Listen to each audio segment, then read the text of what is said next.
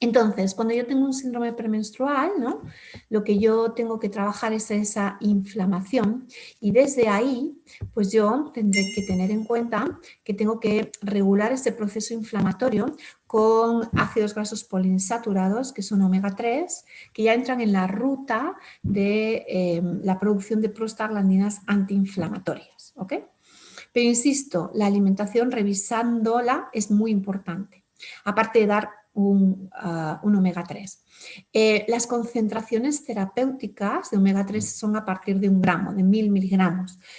Se suelen utilizar a nivel de síndromes premenstruales. Se suelen utilizar entre 1 gramo y 1200 miligramos, que es la dosis que tiene un efecto a nivel terapéutico. ¿Okay? El objetivo de dar omega 3 es cambiar ese pool en la membrana, es incrementar ese tanto por ciento de la alimentación a nivel de suplementos orales que llegan hasta la parte de ese pool, de ese almacenamiento de la membrana. ¿Ok? Vale. Por tanto, esa parte es muy, muy importante, ¿eh? Y pensad siempre en esa pregunta nutricional. Segundo, regular la respuesta hormonal. Siempre vamos a estar hablando de regulaciones de respuesta hormonal, ¿ok? Hemos hablado, si recordamos, que tenemos dos puntos, la parte de cantidad y la parte de respuesta hormonal, ¿ok? Bueno, pues ¿qué podemos hacer en este caso en desequilibrios de síndromes premenstruales con la regulación de la respuesta hormonal? Hay sustancias que son reguladores de las respuestas hormonales, principalmente de respuesta estrogénica, voy a hablar, porque en la mayoría de los síndromes premenstruales la hormona que da esa sintomatología, los desequilibrios, son del eje de estrógenos. Luego hablaremos en otras patologías que la hormona que comanda es el eje de progesterona, pero aquí principalmente es el eje de estrógenos. No sé si conocéis las semillas de lino, seguramente la conocéis pues desde el punto de vista de su contenido en mucílagos y desde el punto para todo lo que tiene que ver con el tránsito intestinal y también desde el punto de vista de su contenido en omega 3, que hemos hablado también de la parte de regulación de prostaglandinas. Pero además, las semillas de lino tienen otro componente que son los lignanos. ¿Okay? Los lignanos, que tengo aquí unas imágenes, son unas moléculas que si veis aquí en la imagen de arriba, estos son moléculas contenidas en el lino, que son lignanos, y como veis son análogos estructurales del estradiol, de los estrógenos y también de la progesterona, ¿vale? Es decir, de las dos hormonas que principalmente actúan en los ciclos menstruales, ¿vale? En los ciclos de la mujer. Al ser análogos estructurales, lo que hacen es que los receptores hormonales son capaces de reconocerlas, se unen y por tanto al unirse a ellas van regulando su funcionamiento. ¿Por qué regulan su funcionamiento? Porque normalmente las moléculas o las sustancias que son fitoestrógenos o fitoprogestágenos, en este caso los lignanos que son más fitoestrógenos, ¿ok? Lo que hacen es unirse a esos receptores estrogénicos y van modulando esa respuesta porque son mucho más suaves, son mucho más, sí, su efecto es mucho más suave que las hormonas femeninas. Si yo estoy tomando sustancias que son lignanos, que son análogos estructurales, y esos análogos estructurales se unen a esos receptores, ¿ok? Pues lo que va a ocurrir es que eso va a modular el cómo ese receptor se mueve en el espacio y por tanto da una respuesta, ¿ok? Por lo tanto, una de las actuaciones de los lignanos es regular respuestas de hormonas estrogénicas. Hablaremos también de ellos cuando hablemos de la menopausia y sus síntomas. Son muy interesantes, mucho más interesantes de utilizar por los estudios que hay que las isoflavonas de soja, que ya hablaremos cuando hablemos de la menopausia de ellas. Pero en mujeres o en niñas que tienen síndromes premenstruales, ¿no? en menarquias, los lignanos son moléculas muy interesantes para trabajar con ellas. Ojo, solamente tenemos que tener un ojo con los lignanos para que sean efectivos. Y es que, fijaos, aquí tenemos la ruta de los lignanos, para que se activen, para que se conviertan en esos análogos estructurales, lo que es importante es, lo leéis aquí, la microflora intestinal. Es decir, si yo quiero utilizar lignanos en una patología femenina, porque quiero trabajar los estrógenos, bien sean síndromes premenstruales, insisto que después lo veremos en otros puntos, es muy importante revisar cómo está el intestino de esa mujer. Si esa mujer tiene una disbiosis intestinal, si su microbiota no está equilibrada, no deis lignanos, porque para que se pueda convertir estos lignanos como digo, esos análogos, en estos enterodioles, necesitamos flora intestinal equilibrada. Si no la tengo, lo primero que tengo que hacer, como siempre, es trabajar el intestino. Ver esa disbiosis, que la habréis visto en algún módulo o lo veréis, y una vez que yo reequilibro el funcionamiento intestinal, la microbiota intestinal, que puede haber otros desequilibrios, la microbiota intestinal, ahí ya sí que puedo utilizar los lignanos para trabajar respuestas estrogénicas, ¿vale? O sea, que como requisito, vale, muy bien, los lignanos funcionan muy bien siempre y cuando tenga la microbiota intestinal equilibrada, no tengo una disbiosis. Si yo tengo una disbiosis, los lignanos no se van a activar y por tanto no son efectivos para que sean reguladores hormonales. ¿Ok? Vale, ese es el requisito importantísimo porque ya sabéis, si no habéis visto el módulo, pues cuando lo veáis, ¿no? Que todos los desequilibrios de disbiosis intestinal pues están disparados, incrementados y que tenemos que tenerlos en cuenta. Pues fijaos, para ejes hormonales también son muy importantes. ¿Ok? Y después tenemos plantas que nos ayudan a trabajar pues todo este tipo de desequilibrios a nivel de respuestas hormonales, ¿ok? Sobre todo porque estas plantas, igualmente algunas tienen principios activos que son también estructurales de nuestros receptores, o sea, de nuestros estrógenos, perdón, y por tanto son análogos de receptores. Y otras lo que hacen es pues, trabajar signos y síntomas como, por ejemplo, retención de líquidos, ¿no? Hay plantas como, por ejemplo, el diente de león, que el diente de león es una planta que es muy rica en flavonoides y esta planta que es tan rica en flavonoides lo que hace es trabajar todos los procesos inflamatorios. A nivel de fitoterapia en síntomas premenstruales, pues es una de las que utilizamos. El Dong Quai es una planta que también se utiliza en procesos de regulación de ejes de estrógenos y progesterona, porque tanto Dong Quai como South Gatillo regulan la respuesta de hormonas progesterona y por tanto como en síndromes premenstruales el desequilibrio son de receptores estrógenos principalmente y progesterona secundariamente, pues esas plantas también nos ayudan a regular esa respuesta.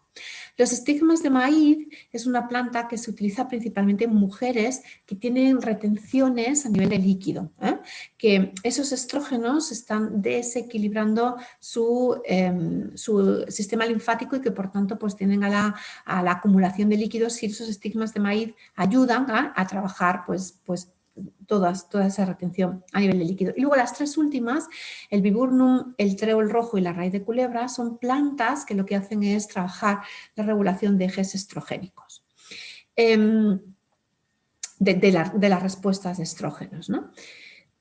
Para mí, en síndromes premenstruales, lo que tiene mucha importancia son dos puntos como resumen. El primero, regulación de la inflamación, ver cómo es la alimentación de esa persona, si tenemos un buen pool, una buena alimentación en ácidos grasos poliinsaturados, apoyar con omega 3 para activar ese pool, que las fosfolipasas pueden coger esos ácidos grasos poliinsaturados y transformarlos en prostaglandinas antiinflamatorias y dos, regulación de respuestas hormonales. Como digo, no es tanto la importancia de cantidad de hormonas, pero sí de respuesta. Y ahí, pues, trabajaríamos con estímulos como lignanos, que son muy efectivos, o también con plantas que regulan esas respuestas estrógenos-progesterona. Ahí están los dos puntos claves para trabajar síndromes premenstruales en mujeres, ¿no? Pero también en niñas o en primeras menstruaciones, ¿vale? ¿Ok? Vale. ¿Qué ocurre cuando nosotros tenemos menarquias tardías? No suele ser, bueno, por lo menos no es la frecuencia más habitual, pero ¿qué ocurre? O sea, sabemos que está la menarquia normal, la fisiológica, pero podemos tener menarquias tardías, que es cuando las niñas tienen, pues, menstruaciones a los 16, 17, 18 años. Aquí la clave, el eje, es igualmente los ácidos grasos. ¿Qué está ocurriendo? En muchas ocasiones tiene que ver con procesos de una alimentación con baja carga de grasas. O bien son adolescentes que tienen problemas de alimentación, problemas comportamentales, o en muchas ocasiones también puede haber un exceso de deporte que nos lleva a todo ese desequilibrio. ¿Ok? O sea que aquí, ¿qué podemos hacer? Ya os digo que en este no voy a insistir tanto porque sobre todo lo que vamos a tener es la siguiente, que es cuando tenemos cuando la menstruación se adelanta, ¿no? Pero aquí siempre tenéis que trabajar con aceites, ¿vale? O bien en alimentación, incrementando frutos secos, incrementando alimentos ricos en omega 6 como onagra y borraja para activar o regular activar toda esa producción de estrógenos, ¿no? Por eso se utilizan estos aceites también en menopausia, ¿ok? Y también hemos hablado de las semillas de lino por su riqueza en lignanos como reguladores de hormonas sexuales, ¿ok? Por tanto, aquí la clave son los aceites, tanto en alimentación, los lípidos, tanto en alimentación, omega 6, omega principalmente 3, como reguladores con los lignanos. Con estos dos estímulos normalmente se suele activar la menstruación. Ahora, uno de los problemas que nos estamos encontrando más, ¿no? es trabajar toda la parte de menarquias tempranas, ¿vale? Las menarquias tempranas.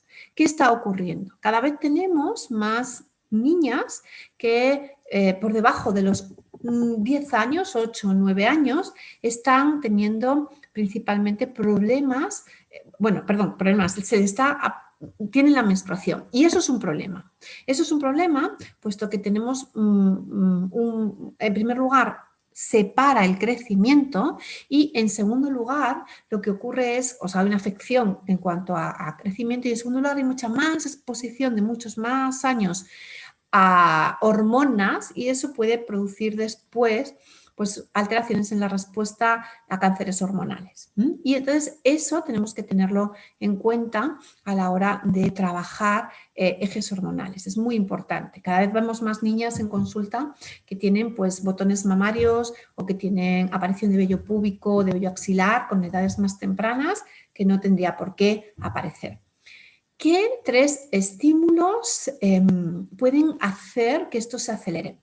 Esto es un problema de respuesta hormonal principalmente. Es verdad que antes se creía que era por alimentos hormonados, y también puede ser. Principalmente hay alimentos que tienen una carga de hormonas muy alta, como puede ser el pollo. El pollo es un animal que en coger su edad adulta tarda 9 meses, 10 meses, es decir, en el mercado tendría que estar en ese tiempo, pero es que en un mes están en el mercado y eso se hace principalmente exponiéndoles a hormonas. Hormonas que son hormonas sexuales de crecimiento y que cuando nosotros los tomamos, pues las estamos incorporando de forma masiva a nuestra alimentación. Pero ¿qué ocurre con otras dietas, con otras mujeres, con otras familias que no consumen una cantidad exagerada de este alimento o incluso cada vez más son vegetarianos y no tienen un consumo absolutamente ninguno de animal? Y que también tienen casuística de niñas que tienen pues menarquias muy tempranas, ¿no? Bueno, pues aquí hay dos estímulos. Uno que se conoce más, que es las dietas altas en grasas hidrogenadas. Cuando nosotros tenemos dietas altas en grasas hidrogenadas, es decir, alimentos preparados que llevan estas grasas, estas grasas hidrogenadas activan receptores estrogénicos, activan la respuesta de receptores estrogénicos. Eso también va a ser muy importante en patologías como miomas que veremos después, ¿vale?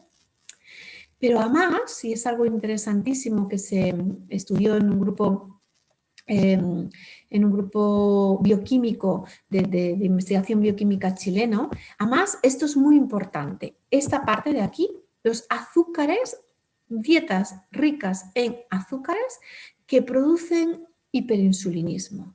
Y este hiperinsulinismo lo que hace es activar el incremento de insulina, no solamente lo que hace es, por supuesto, trabajar en todo lo que tiene que ver con la respuesta a glucosa a nivel celular, no. O sea, la insulina, dietas altas de insulina, lo que hacen es incrementar la aromatización, es decir, activar aromatasas en tejidos extraglandulares, ¿ok?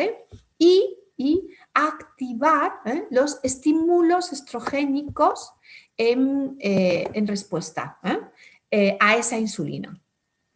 A mí esto me pareció guau, ¿no? Porque no se había combinado, no se había descubierto hasta hace poco esta relación, y es muy interesante porque ahora ya no solamente nos influyen las grasas, ahora ya no solamente nos influyen alimentos hormonados, sino que si nosotros tenemos una alimentación que es rica en harinas refinadas o en azúcares, eso está activando la respuesta de los estrógenos y puede activar patologías ginecológicas.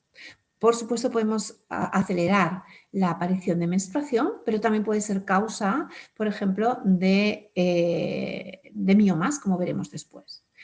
Insisto, la alimentación es muy importante en todo, pero en la patología ginecológica es importantísima. Si yo quiero trabajar en una niña que con 8 o 9 años está empezando a tener botón mamario o está empezando a tener vello púbico, empiezan a aparecer esos caracteres sexuales, para volver a dar una regulación a esa respuesta, tengo que tocar también la alimentación y tengo que revisar cómo está su alimentación en grasas, en azúcares, es decir, harinas refinadas y azúcares, y en alimentos hormonados. Esos son los 3 puntos que yo tengo que revisar para trabajar la respuesta a receptores hormonales. Lo hablaremos después, a receptores hormonales estrogénicos. Lo hablaremos después cuando hablemos de miomas, ¿ok? Que también son muy, muy, muy importantes, ¿ok? Vale. Por tanto, aquí pues tenemos que tener en cuenta estos 3 inputs en la alimentación, ¿ok? Vale, después, vitamina D3. ¿Por qué la vitamina D3? Se ha visto que en estos procesos la vitamina D3 produce una mejora en la respuesta a la insulina, y como uno de los ejes principales que se están viendo en estos desequilibrios es ese input, esa entrada en desequilibrios de respuesta a insulina de células ováricas, pues cuando la persona toma vitamina D3, pues está regulando ese funcionamiento no solamente de células beta pancreáticas en su secreción de insulina, sino también respuestas de receptores de insulina hormonales, ¿vale? Estaba pensando, por eso estaba ahí como dudando, que la vitamina D3 ahora mismo ya sabemos que no solamente es una vitamina fundamental para los huesos, sino que tiene unos efectos hormonales muy importantes. En hormonas sexuales es importantísima. De hecho, la relación entre vitamina D3 y estrógenos ya está más que evidenciada, no solamente porque la vitamina D3 mejore la entrada de calcio en menopausia, que lo veremos, sino también por esa mejora en la respuesta de esos receptores y de ahí que en menopausia sea muy importante, pero también como regulador inmunológico, por tanto como regulador de la inflamación, que también tiene un efecto importantísimo y que, bueno, pues con esto, esa aparición del SARS-CoV que produce pues, un proceso inflamatorio muy importante, pues también está teniendo evidencias de cómo esa vitamina D3 mejora estos signos o síntomas de SARS-CoV porque trabaja a nivel inmunológico todo ese proceso de inflamación. ¿Okay? Por tanto, vitamina D3 pensamos como regulador hormonal aquí, porque hace una regulación de respuestas de estrógenos. Y como digo, hablaremos más en la parte de menopausia. ¿Vale? Aquí tenemos qué ocurre cuando tenemos deficiencias en vitamina D, que bueno, pues hay alteraciones de los lípidos, hipertensión arterial, alteraciones por resistencia a la insulina y por tanto tendencia a diabetes tipo 2, pero también se ha visto alteraciones en diabetes tipo 1, es decir, resistentes a la insulina porque son autoinmunes y al ser autoinmunes, ¿no? Pues están dañando a las células. Es decir, la regulación de respuestas de insulina y respuesta de receptores hormonales de la vitamina D3 pues es muy interesante en mujeres con alteraciones en la respuesta estrogénica. En este caso, en niñas que tienen sus menstruaciones aceleradas, pero también en mujeres que tienen menopausia.